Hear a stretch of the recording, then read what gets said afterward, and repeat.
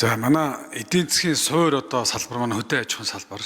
Тэгээ бидний харамсалтай нь бас энэ хөдөө аж ахуйн суур салбараа за хүний нөөцийн одоо бараг 30-40% ажиллах шингээдэг ийм чухал салбар. Тийм учраас би энэ хөдөө аж ахуйн хуулийг бол одоо дэмжиж байгаа.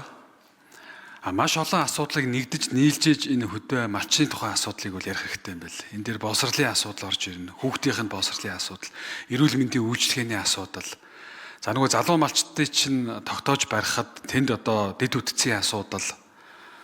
За эмнэлэг үйлчлэгээний асуудал, зах зээлийн асуудал гэдэг. Сая одоо бид нар ганцхан махны асуудал дээр ихэд л одоо нэлээд том цохилт авлаа. За яг ингээ аваад үзэхээр одоо малчд маань их айхтар махыг үнэтэй зараал одоо ингээл ашиг олоод байгаа юм ерөөсөй байхгүй юм байна. Аль хэдийн намар одоо 11 сард бол маха 10 гаруй мянган төгрөгөөр авчиад ингээд өгцөн. Тэгэхээр change гэдэг одоо энэ тогтолцоог бол одоо бид нар олон жил ярьлаа. Тэгэхээр ер нь яг энэ өөрийнхөө хуулийн дээр харж байхад supply chain буюу нийлүүлэлтийн тэр одоо гинжин хэлхээсийн одоо найдвартай тодорхой хэрэглэгчтэй шууд холбох гэдэг энэ замыг богиносгох энэ юмыг л хийж өгөх маш чухал. Түрүүн бас Батэрдэн дарга хэллээ. Яг одоо бодлогын үн байгаад байдаг. Тэнд хөдөө нь яг хийж хэрэгжүүлэх юм байхгүй болчиход байна гэж. Тухайлбал одоо зарим газар бол ирэх одоо намар эдшээ авах айлуудыг за ийм насны ийм үхрийг ийм тариагаар хийгээд бэлдэж байна. Тийм учраас бид нар энийг чинь одоо эдшинт нь гаргаад хайрцаглаад баглаа сав болгоод ингээд явна гэж. Тэгэхээр сумын төвүүд дээр гэдэг юм уу махны одоо жижиг хөөрхөн тийм цехүүдийг бий болгоод за тэрийг одоо манай монголчуудын онлайн шопинг гэдэг шиг тийм юм бол оруулмаар байна. Бид нар чи хаавсан одоо хятадаас одоо янз бүрийн аппликейшнээр дамжуулаад бараа хагаад 7 хоногийн дотор хурж ирээд идэг.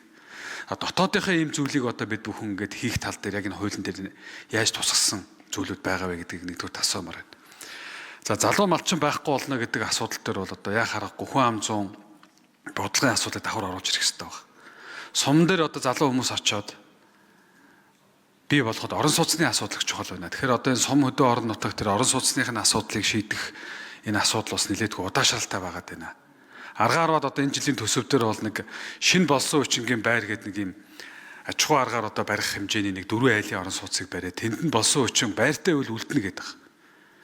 Тийм учраас энэ юун дээр мантахаа гишүүнээс асуухад энэ хуулийн дээр яг энэ нийлүүлэлтийн хэлхээс тэр түүхийн хэдэ нөөцлөх за тээвэр нь үр ашигтай байх ёстой. Хүн болгоны портер дээр маха тавиад аймгийн төв рүү явах. Эсвэл шууд чэнжийн гар дээр л очиж унж ийн л. Тийм учраас энийг яг яаж нарийн зохицуулсан ийм одоо хуулийн зохицуултыг хуулийн дээр тусгаж өгсөн бэ гэдгийг асуумаар байна. Яаж л их хариулъя. Батэрдэн шүү.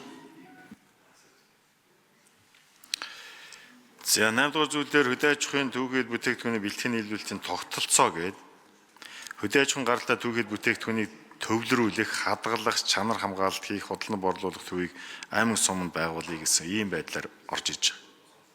Тэгээ энэ одоо төв нь санхүүжилтийг нь бол улсын болоод аймаг сумын төсөв, за дээрэс нь бол хувийн хвшлийн санхүүжилтээр гээд ингээд шийдэхээр ингээд заагаад өгсөн. Тэгэхээр энэ түүхэд бүтээгдэхүүнийг малчны гар дээрээс авахлаад ингээд явсаар хагаад боловсруулагдаад үйлдвэрлэлийн сүлжээгээр ороод тэгээд одоо хэрэглэгчдэр очих хүртэл тогтолцоог л ер нь бол тодорхойлж өгöd байгаа юм л да. Тэгээ ямар ч энэ тогтолцоогоо тодорхойлоод өгчий. За тэгээд энэ дээр бол цаашаа хяналт тавих нь бол хөдөө аж ахуйн яам болоод аймаг орон нутаг өөрсдөө бол энэ хөдөө аж ахуйн бодлого гаргаж бодлогын дагуу сая эндээс хэллээ хөдөө аж ахуйн бодлого бол аль дэвэн гарт бол гарцсан байгаа гэдэг. Гарцсан бодлого чинь өөрөө хэрэгжихгүй энэ цаасан дээр буугаагүй хин хянах нь хин хэрэгжүүлэх нь тодорхой одоо бүр нэгнийхээ араас хөөдөг энэ тогтолцоо байхгүй болчиход байна шүү дээ.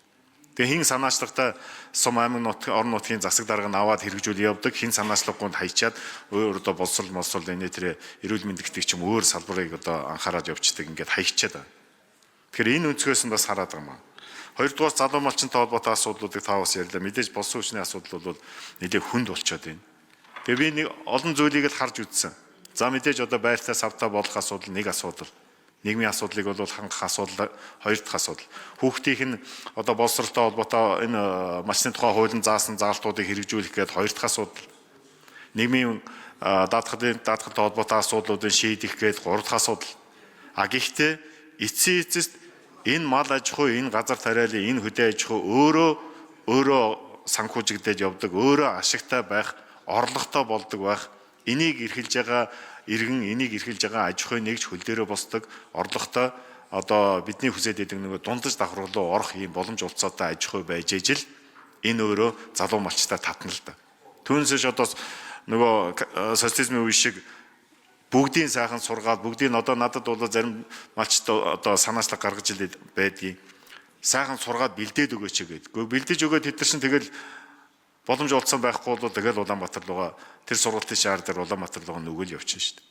Тийм болохоор энэ хуулийн зорилго бол ерөөсөө энэ үйлдвэрлэлийн сүлжээ бий болгох, кадастрыг бий болгох, тэгээд бас тодорхой чанарын төвшин дээр үйлдвэрлэл ажилдаг байх, ингээд орлоготой болдог байх, амжиргааг авч явдаг ийм аж ахуй байх, ийм одоо хөдөө аж ахуй байхад гэсэн суурийг л гаргаж ирэх хэрэгтэй зорилго нь бол.